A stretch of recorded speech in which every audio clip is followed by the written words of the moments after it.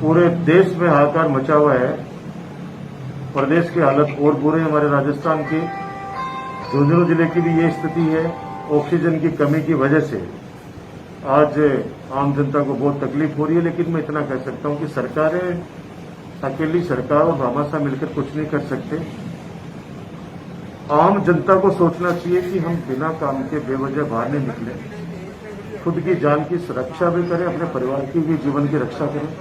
क्योंकि हम लोग सिर्फ जागरूकता के लिए अपील कर सकते हैं और जहां पुलिस प्रशासन ने सख्ती दिखाई है वहां भी हम लोग ये कोशिश करते हैं कि सख्ती नहीं लगे, कम से कम आदमी खुद ही अपने हिसाब से सोच के और खुद भी घर में रहे, सुरक्षित रहे, दूसरों को भी इस बात के लिए जागरूक करें। भामाशाह ने अभी मैं धन्यवाद देना चाहूंगा हमारी सूरत के अंदर जो नवलगढ़ नागरिक समिति है उनके सभी पदाधिकारियों का।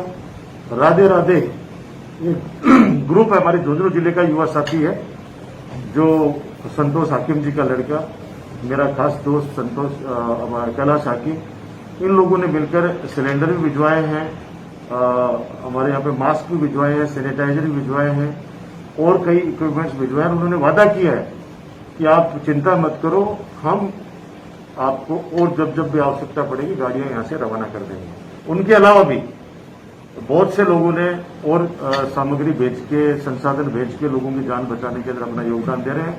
हमारा खुद का जो ट्रस्ट है श्री विद्या कल्याणम ट्रस्ट है, उसके ट्रस्ट के माध्यम से भी आज परशुरामपुरा सीएससी से लेके और हम लोग पूरे नवलगढ़ तहसील के अंदर सीएससी पीएससी तक हम सैनिटाइजर और पीपीई किट की व्यवस्था हम करा रहे हैं ताकि लोगों को वो व्यवस्था मिल सके। मैं आपके माध्यम से अपील करना चाहता हूं कि राजस्थान की सरकार, हमारे राजस्थान के लोकप्रिय मुख्यमंत्री आदरणीय अशोक गहलोत खुद अस्वस्थ होते हुए भी 18 घंटे काम कर रहे हैं, लोगों से अपील कर रहे हैं और पूरा जो बजट है वो पूरा का पूरा बजट लोगों की जान बचाने के लिए सरकार ने लगा दिया है।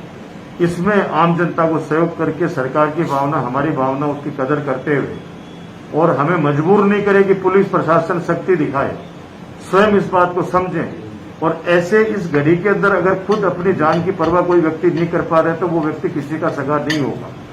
आप सोचिए कि हमारे डॉक्टर्स, हमारा प्रशासन, हमारे पुलिसकर्मी, हमारे बिजली विभाग के कर्मचारी, हमारे जलदाय विभाग के कर्मचारी, हमारे पंचायत राज संस्था के कर्मचारी, हमारे नगर पालिका के कर्मचारी, यानी जो भी इस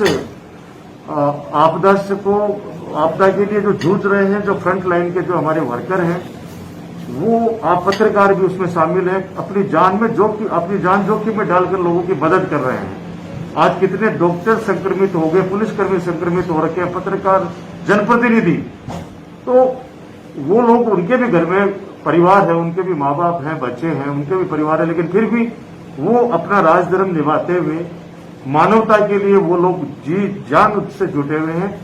तो उनका हौसला बढ़ाना चाहिए। और मैं आपके माध्यम से एक अपील और करना चाहूंगा कि ये जो फेसबुकी हैं, इन फेसबुकियों से कहना चाहता हूं कि खुद कुछ नहीं कर सकते किसी के लिए, तो कम से कम जो लोग कर रहे हैं उनका हौसला प्लीज तोड़िए मत। अगर हो सकता है तो उनका हौसला बढ़ाइए, हो सकता है तो हौसला बढ़ाइए, क्योंकि वो लोग वो जो काम करते हैं वो अपने परिवार में, उनके खुद के परिवार में उनके माता पिता भी अगर बीमार पड़ गए तो मैं दावे के साथ कह सकता हूं कि उनकी सांस निकल जाएगी, लेकिन वो फेसबुक पे लिखता लिखता ये रहेगा कि कोई ऑक्सीजन दिला दो, अरे तू लेके आएगा हॉस्पिटल तक, तब तो व्यवस्था होगी। तो वो लोग, इस तरह के जो लोग हैं, उन लोगों को मैं आपके माध्यम से कहना चाहता हूं कि आम जनता की सेवा करें, आम जनता के लिए काम करें, ताकि लोग ये समझें कि हाँ वास्तव के अंदर ये समाज के अंदर आए और हमारी मदद कर रहे हैं। अभी राजस्थान सरकार से 40 वेंटिलेटर नवलगढ़ के लिए हमने सैंक्शन करा दिए। लगभग 11 करोड़ रुपए के इक्विपमेंट्स वो सारे स्वीकृत हो गए हैं। फेज वाइज वो आते रहेंगे, कोई जैसे आज ये सिलेंडर्स हैं, कल दूसरे आएंगे, 5 दिन बाद दूसरे आएंगे। दूसरा, 2 जो ऑक्सीजन प्लांट लगने जा रहे हैं उनका काम भी हम शुरू कर रहे हैं। श्री सीमेंट के माध्यम से CSR फंड से उन लोगों ने हमसे वादा किया कि 50 लाख रुपए तक श्री सीमेंट के पदाधिकारियों ने कहा है कि हम नवलगढ़ अस्पताल में इस महाबीमारी से निपटने के लिए जो सहयोग भी श्री सीमेंट कर सकती है, तो उन्होंने 50 लाख रुपए की लागत से एक वार्ड को गोद लेने के लिए उन्होंने हाँ करी है। बहुत जल्दी हम चाहते हैं कि जिस प्रकार से तीसरी लहर का सुना है कि बच्चों के लिए आने वाली तीसरी जो लहर वो खतरनाक होगी, तो हम चाहते हैं कि एक NICU भी तैयार कर दें ताकि आने वाले समय बच्चों के भी हम लोग केयर कर सकें। तो 50 लाख रुपए की लागत से CSR फंड से श्री सीमेंट ने भी नवलगढ़ के अस्पताल के अंदर एक वार्ड को गोद लेने का वादा किया है। वो जल्दी आके धरातल पे काम करना शुरू कर देंगे। इसके अलावा मैं फिर एक बार पुनः आपके माध्यम से अपील करना चाहता हूं, आप जनता से घर में रहें, सुरक्षित रहें, अपना भी ध्यान रखें, अपने परिवार का भी ध्यान रखें, खुद भी बचें, दूसरों को बचाएं। एक देखने में आ रहा है कि जब कभी भी PMO साहब से बात की जाती है ऑक्सीजन पूर्ति के लिए, तो आपका काफी अहम रोल उसके अंदर आ रहा है कि आप डेली अपडेट लेते हैं शाम को, और ऑक्सीजन की कहीं भी अभी तक उप जिला अस्पताल में कोई कमी नहीं। किस तरह से आप मॉनिटरिंग करते हैं ये काम को? देखिए, एक एक व्यक्ति की जीवन हमारे लिए बहुत अहमियत रखता है। हमारा शुरू से संकल्प है कि दवा के अभाव में, खून के अभाव में, इलाज के अभाव में किसी व्यक्ति की जान नहीं जानी चाहिए। बाकी बचाने वाला बाबा राम सा पीर है। वर्तमान के हालात बिल्कुल अलग है। हम तो कभी सोच भी नहीं पाए, कभी सपने में भी नहीं सोचा, न कभी कहीं तो इतिहास में पढ़ा कि इस तरह से भी कोई बीमारी आएगी जो मानव जाति के लिए संकट पैदा कर देगी, संपूर्ण मानव जाति के लिए। आज देखिए, तकलीफ तो जब होती है जब गंगा किनारे इतनी लाशें मिल रही हैं, और वही भारतीय जनता पार्टी की सरकार है उत्तराखंड के अंदर, वो माननीय मुख्यमंत्री जी कह रहे हैं कि गंगा जी के अंदर जो नहाएगा उसके कोरोना नहीं होगा, गंगा जी में डुबकी लगाएगा उसके कोरोना नहीं होगा। आज गंगा मैया के यहाँ पे 200, 250 लाशें तैर कर आ रही हैं। मुझे तो दुख होता है कि आज हमारे झुंझुनू जिले के अंदर भारतीय जनता पार्टी के सांसद हैं, कल पधारे थे वो नवलगढ़। मैं उनका तहे दिल से स्वागत करता हूं कि उन्होंने हिम्मत दिखाई कि वो हर तहसील के अंदर जाकर देख रहे हैं व्यवस्थाएं। लेकिन मैं उनसे ये भी विनम्र निवेदन करना चाहता हूं कि आप केंद्र सरकार के अंदर, जिस सरकार के अंदर आप सांसद हैं, कृपया करके ऑक्सीजन की व्यवस्था करवाएं। कल आके आप देख के चले गए, ये देखने वाला सिस्टम नहीं है, इसमें व्यवस्था करने का आपको MP कोटे से कुछ देना चाहिए था। आप जहां भी जा रहे हैं MP कोटे से कुछ दीजिए। अगर आप MP कोटा आपका अगर उन्होंने मोदी जी ने ले लिया है तो कम से कम उनसे ये तो रिक्वेस्ट करो कि झुंझुनू जिले की जनता ने मुझे वोट दिया है, हमें जिला प्रमुख बनाया है, हमें सांसद बनाया है, तो आप कम से कम कुछ तो व्यवस्था करें उसके अंदर आके। सिर्फ आके अभी बातों के सहारों वाला मामला नहीं है। ये बीमारी बातों के सहारे की आवश्यकता नहीं है किसी को, अभी लोगों को ऑक्सीजन की आवश्यकता है। जिस प्रकार से हमने हमारे दोस्तों से झोली फैलाकर हमने गुजरात से अभी 25 सिलेंडर बड़े मंगवाए हैं, गवर्नमेंट के राजस्थान सरकार के अंदर 11 करोड़ रुपए की हमने इक्विपमेंट्स यहां पे मंगवाए हैं जो लोगों की जीवन रक्षक के रूप में काम करेंगे। तो केंद्र सरकार से कुछ तो लाओ। सिर्फ आकर यहां पे क्या देखने आए थे, मेरे तो ये समझ में नहीं आ रहा।